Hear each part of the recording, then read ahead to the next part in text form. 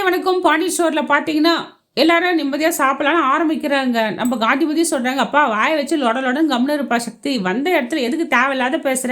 விருந்து கூப்பிட்டாங்களா? வந்து சாப்பிட்டோமா, போனோமான்னு இருக்கணும். எல்லாருக்கும் சந்தோஷத்தோட வந்தோம். முகம் சுளிக்கிற மாரி வச்சுக்காதப்பா. வாய மூட்டு சாப்பிடுன்றாங்க." அது எப்படி ஆத்தா வெட்கமான சூடு சொரணை இல்லாம சாப்பிட முடியும்? நீ எப்படித்தான் மறப்பேன்னு தெரியல. இவ ஓடி போய் 30 வருஷமா ஊரே காரி முஞ்சுது. இப்ப என் அண்ணன் பொண்ணு வேற ஓடி போச்சு. இதுல வேற எல்லாரும் என்ன வெளியில போ சொல்ல, வர சொல்ல மில்லு திறக்க முடியல. எல்லாம் கேவலமா பார்க்குறாங்க, பேசுறாங்க. இப்ப வேற வந்து நாங்க சாப்பிட்டு போறோம். இது வேற என்னென்ன நினைக்க போறாங்கன்னு தெரியல. ஆமா அத்தான், நான் ஒண்ணு கேட்கிறேன். இப்போ இவன் வந்து ராஜிய கல்யாணம் பண்ணிக்கிறானே, ராஜிக்கு நம்ம எவ்வளோ பெரிய எம்எல்ஏ பையன பார்த்தோம். இவ தெரியாம ஓடி போயிட்டா. சரி ஓடி போயிட்டா, எவனையோ நம்பி ஓடி போயிட்டா. அவங்ககிட்டேருந்து இவங்க காப்பாத்துனாங்க. எல்லாம் சரி, நான் ஒத்துக்கிறேன். இவங்க பக்கமே நியாயமா இருக்கு. இவங்க நல்லவங்க தான். நான் ஒத்துக்கிறேன். இவங்க என்ன பண்ணியிருக்கணும், நம்ம வீட்டு பொண்ணு எடுத்துன்னு வந்து நம்மக்கிட்ட ஒப்படைக்கணுமா, ஒப்படைக்கக்கூடாது. நம்ம எப்படியோ அந்த மந்திரி காலில் வந்து கையில் வந்து காலில் வந்து அவன் பொண்ணு கட்டி வச்சிருப்பல, கூட 2 சவரம் 3 சவரம் நகை போட்டு சொத்து பத்து கூட கொடுத்து கல்யாணம் பண்ணியிருப்பல. நம்ம ராஜி எப்படி இருந்திருப்பா, ஓஹோன்னு இருந்திருப்பால. இப்போ எப்படி இருக்கா பாரு. இந்த ஓட்ட தகர டப்பா ஒரு டிராவல்ஸ் வச்சுன்னு இருக்கான். இவ ஆசையாக படிக்கிற படிப்பு வீணாக போச்சு. அவள் எதிர்காலமே வெளியே போச்சு. இந்த விடியா மூஞ்சி பையனுக்கு தான் நம்ம பொண்ணு கொடுத்தோம். இதெல்லாம் நம்மளுக்கு தேவையா? இவனோ சந்தோஷமா இருக்க மாதிரி நடிச்சிட்டு இருக்கா. இவ சந்தோஷமாவே இல்லைன்னு சொல்றாங்க. உடனே ராஜி இல்லை, அப்பெல்லாம் சொல்லாதீங்க சித்தப்பா, நான் நல்லா தான் வாழ்றேன், அத்தை எங்கள் வீட்டுக்கு நல்லா பார்த்துக்கிறாங்கன்னு சொல்கிறாங்க. எல்லாருக்குமே கோவம் வருது.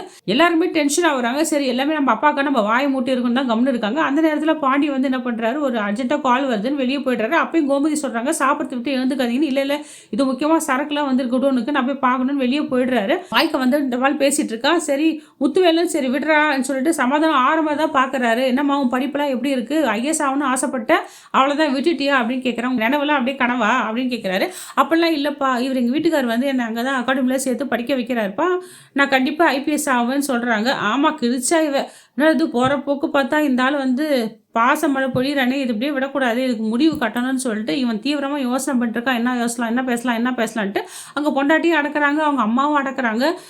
கோமதி அம்மா என்னம்மா அண்ணன் இப்பெல்லாம் பேசிட்டு கொஞ்சம் அடக்க மாட்டேறாங்க. அப்பா சத்தி வாய் மட்டும் கம்முன்னு இருப்பா, என்னுடைய பிரச்சனைலாம் எதுக்குப்பா பேசிட்டு இருக்க, விட்டுருப்பா, எதுவுமே நான் நடந்து போன விஷயத்த விட்டுருப்பா, நாளைக்கு என்ன நடக்க போகுதுன்னு நினைப்பா, அதான்ப்பா எல்லாரும் வாழ்க்கைக்கு நல்லதுன்றாங்க. அம்மா நீ வேற வாயை மட்டும் சும்மா இரு, நான் செம்ம கடுப்புல இருக்கேன், உன்ன மாதிரிலாம் என்னால் இருக்க முடியாது, நான் மானம் உள்ள மனுஷன், மற்றவங்க மாதிரி மானம் கட்டப்போ இல்லைன்னு சொல்லிட்டு தர குறைவாங்க. என்ன பேசினா கோவம் வருமோ அடித்தடிவாமோ அந்த அளவுக்கு இந்த ஆள் பேசிட்டு இருக்கா. எல்லாருமே கடுப்பாக வராங்க. அப்பயும் ராஜி விஷயத்தை விடுறதில்ல, இந்த விஷயத்தை வச்சே நம்ம எல்லாமே பண்ணணும்னு சொல்லிட்டு எதுக்கு தேவையில்லாமல் ஓட்டு இந்த பன்னாடா பரதேசி பையனை போய் கல்யாணம் பண்ணிட்டான். அம்மா அதெல்லாம் ஒன்றும் இல்லை, என்ன தெரியுமா பிளானு, ராஜி இந்த வீட்டுக்கு கூப்பிட்டு வந்தாங்க, நீயும் ஓடி போயிட்ட, நம்ம வீட்டில் வேலை செஞ்சவன போயிட்டு நீயும் ஓடி போயிட்ட, ஊர் மானமே எங்களை காரி துப்புது, அதெல்லாம் கூட நாங்கள் தொடச்சிக்கிறோம், மற்றவங்களாம் எப்படி இருக்காங்க தெரியல, என்னாலலாம் அது மாதிரி இருக்க முடியாது, இப்போ வந்து இந்த சொத்து வரணும்ல, அதனால் என்ன பண்ணா இந்த பாண்டி, உன்னை இந்த வீட்டுக்கு இட்டுட்டு வந்துட்டு இந்த சொத்தெல்லாம் மூலியமா வாங்கிக்கலாம் தான் பார்க்குறேன்னு சொல்லிட்டு ஒரு கேவலமாக பேசுகிறாங்க. இதை கேட்ட வந்து யார் தான் புருஷனை பேசினா விட்டு கொடுப்பாங்க. உடனே நம்ம கோமதி என்ன பண்ணுற தெரியுமா, போது நிறுத்துனா, சும்மா விட்டா பேசிகிட்டே இருக்க, பொண்ணு வந்து ராஜி வந்து என் பொண்ணு மாதிரி தான், மரும மேலே நான் நினைக்கல, அவளை வந்து என் புள்ள வந்து ஒரு ஆபத்துலேருந்து காப்பாற்றி கூட்டின்னு வந்தால் கூட எனக்குன்னு ஒரு மனசாட்சி இருக்குது, நானும் வந்து நீதி நேர்மையோட கட்டுப்பட்டவ தான், எல்லாத்துக்கும் கட்டுப்பட்டவ தான், நான் தான் அவங்களுக்கு கல்யாணம் பண்ணி வச்சேன், என் பையன் ஒன்றும் இஷ்டப்பட்டு ஓடி வந்து அவளை ஏமாத்திலாம் ஒன்றும் இதான் சாக்குன்னு கட்டி வைக்கல, புரியுதான்னு கேட்குறாங்க. இதை கேட்ட பாண்டியனை வந்து ரொம்ப ஷாக்காக வராரு. இவங்க ஒத்துக்கிறாங்க, நான் தான் இந்த பொண்ணு கல்யாணம் பண்ணி வச்சேன், என் பையன் கத்துருக்கும் ராஜிக்கு நான் தான் கல்யாணம் பண்ணிச்சேன், என் பையனுக்கு இதில் இஷ்டமே இல்லை, உடன்பாடும் இல்லைன்னு சொல்கிறாங்க. எல்லாருமே ஷாக்காக வராங்க.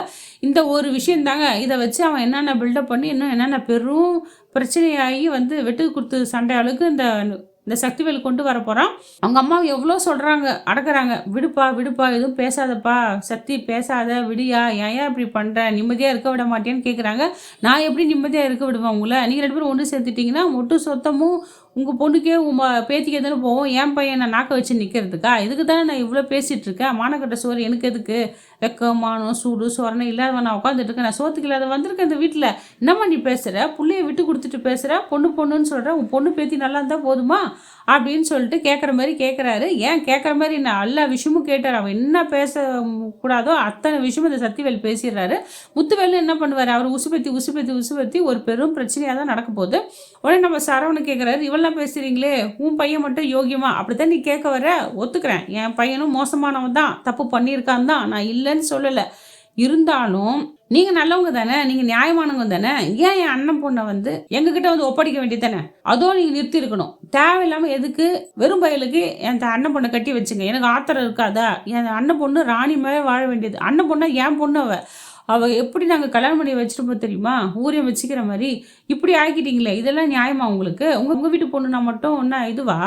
அப்படின்னு கேட்குறாங்க. இதெல்லாம் ஒரு விதத்துல இவர் கேட்கறது நியாயமா தான் இருக்கு. கோமதி பண்ணது தப்பு தான். ஏன்னா ராஜிய கதிர் விரும்பல. கதிர ராஜி விரும்பல.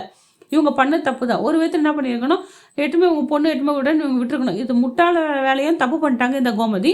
சரி தப்பு நடந்து போச்சு. இவன் தேவையில்லாம இந்த பிரச்சனைய இழுத்து, கோர்த்து, வீண் வம்புக்கு இழுத்து லோக்கலா பண்ணிட்டாங்க இந்த சக்திவேலு. என்ன நடக்க போகுதோ தெரியல. நாளைக்கு வர எபிசோட்ல என்ன நடக்க போகுதோ தெரியல மக்களே.